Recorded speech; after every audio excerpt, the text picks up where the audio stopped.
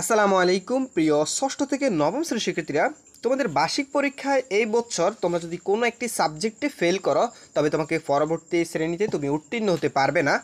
শিক্ষা মন্ত্রণালয় থেকে সর্বশেষ যে তথ্যটি দেওয়া হয়েছে সেখানে স্পষ্ট করে বলা হয়েছে যে তুমি যদি কোনো সাবজেক্টে কোনো বিষয়ে যদি 40 নম্বরের নিচে পাও তবে সেক্ষেত্রে তোমাকে ফেল বিবেচনা করা হবে। শিক্ষার্থীরা দেখো, আমি যদি তোমাদেরকে আরও বিষয়টি বিস্তারিত তোমাদেরকে যদি দেখাই, এখানে প্রথমে আমরা যে তথ্যটি দেওয়া হয়েছে আমরা একটু দেখে নিই। বলা হয়েছে 80 থেকে 100 নম্বর তুমি যদি পাও তবে 5 পয়েন্ট অর্থাৎ তুমি A+ বিবেচিত হবা। 70 থেকে 79 এখানে হচ্ছে 4 পয়েন্ট এবং তোমাকে A বিবেচনা করা হবে। 60 থেকে 69 এখানে 3.50, এখানে তোমাকে A- বিবেচনা করা হবে। 50 থেকে 59 এখানে এটা হচ্ছে 3 পয়েন্ট, তবে তোমাকে এখানে B বিবেচনা করা হবে। 40 থেকে 79 এখানে 2 পয়েন্ট, এটা তোমাকে C বিবেচনা করা হবে।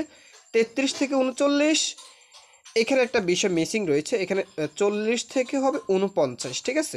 আচ্ছা, এরপর 33 থেকে 39 এখানে 1 পয়েন্ট বিবেচনা করা হবে এবং তোমাকে D দেওয়া হবে।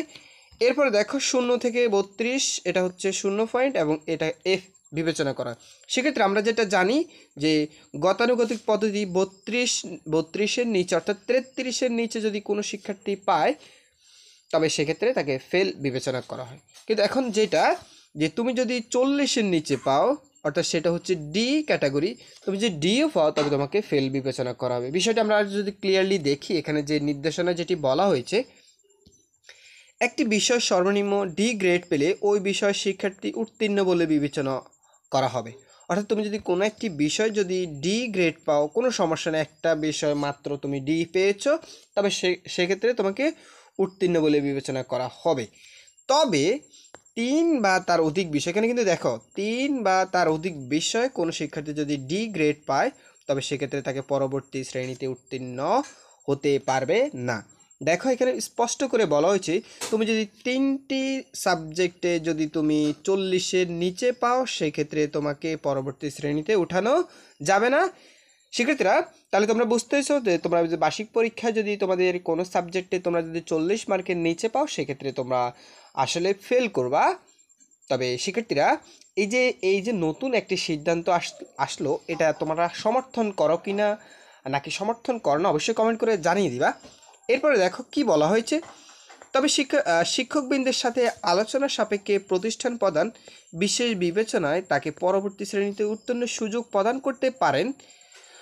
বিশেষ বিবেচনা বিষয়টি শুধু 2024 সালের শিক্ষাবর্ষের জন্য প্রযোজ্য, অর্থাৎ 2024 সালে শুধুমাত্র এটা প্রযোজ্য হবে। যদি কোনো শিক্ষার্থী ও ফেল করে এবং শিক্ষকদের কাছে অনুরোধ করে এবং শিক্ষকরা যদি তার অনুরোধে সহমত হয়ে তার প্রতি সহানুভূতি দেখিয়ে তাকে যদি পরবর্তী শ্রেণীতে উত্তীর্ণ করে তবে সেক্ষেত্রে একান্তই শিক্ষকদের ব্যাপার, সেটা শিক্ষকরা চাইলে পারবে। তো বোর্ড থেকে এই নির্দেশনায় এই বিষয়গুলো তোমাদেরকে স্পষ্ট করে বলা হয়েছে। শিক্ষার্থীরা অবশ্যই জানতে চাইবো এই ধরনের সিদ্ধান্ত তোমাদের কাছে কেমন লাগলো, কারণ বছরের শুরু থেকে বারবারই তোমাদের শিক্ষা ব্যবস্থার নানা রকম পরিবর্তন, সেই সাথে মূল্যায়ন পদ্ধতি, এই সামগ্রিক বিষয়গুলো নিয়ে তোমাদের এই যে বার্ষিক পরীক্ষা আবারও নতুন আঙ্গিকে, তো এক্ষেত্রে 40 নম্বরের নিচে তোমাদের এই নাম্বার পাওয়া, 40 নম্বরের নিচে ফেল, এই বিষয়টা কতটুকু গ্রহণযোগ্য বা তোমরা এটা সমর্থন করে কিনা অবশ্যই কমেন্ট করে জানিয়ে দিবে। তোমরা সবাই ভালো থাকবে, সুস্থ থাকবে, দেখা হবে পরবর্তী ক্লাসে। ধন্যবাদ সবাইকে।